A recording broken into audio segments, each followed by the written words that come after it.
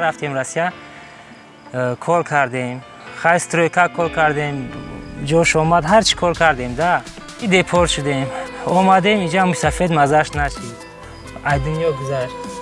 امروز ما با او کمک کردیم تجهیزات از طرف تشکیلات بین المللی مهاجرت و اینچنین از طرف تشکیلات جمعیت چشمه رسانیده شد. ماتریال ساختمانی داد برای سرتراشخانه، اینسترومنت های برای سرپسکنی استال کریسلا داد. همین قشلاق ده خیلی استاد بودن و اوقات استاد پروفسیونال نه. مثلا خیلی هر چی سبب شد ما اومدیم این همین قشلاق ده کار کرده شدیم.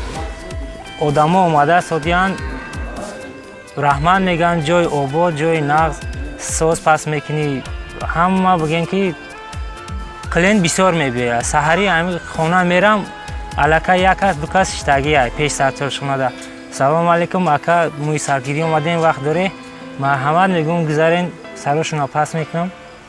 سپیدین با ما میگوید که او حالا بیماری شش دارد از سببی که با او کاری وزنی کردن ممکن نیست مجبور شده است که امروز با یگان کار مشغول شود و عائله خود رو به پا خیزاند، یعنی با کمی هم باشد به همین عائله کمک رساند یاردم او رسد.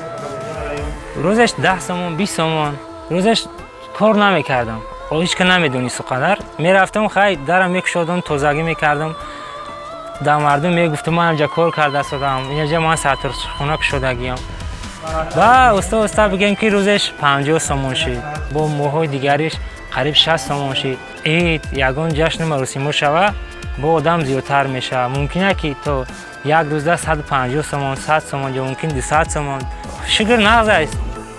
بچه ها تعریف میکنن تلفن میکنن اکا سرتراشخانه ده هستی ای همسایه قشلاق بچه ها بودگی سرگردان نشویم گفته رقم تلفن ما هم پیش سرتراشخانه ده نیستگی تلفن میکنن خیلی من دویمی سرتراشخانه ده هم کار میکنم میگم بیای بچه ها ساعتای 9 قریب کار میکنم برای که خانه می بیام که با سر میکنن تلفن کنیا همین مغازین سر روی منم پیش اوید نمیدونم 10 15 کس برام میپرسه که جوشید من همین فقط من زنگش بزنم بچه بیا کلینتون 18 دورم می بیاد داشه ابید ساعت 2 میره بگه همه خیر روزات ساعت 12 شب من اینجا میتونم برم.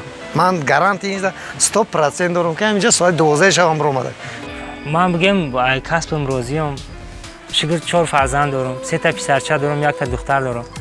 خیر اسیرم دیپورت شدیم رحمت به ما آدمایی که ما را دستگیری کردن حاضر شکر یا تکنانا بگیم که ایوداش پر اومدیم کار کرده شدیم به مینت یگان کس شکر کار کرده روز اونا برده شدیم.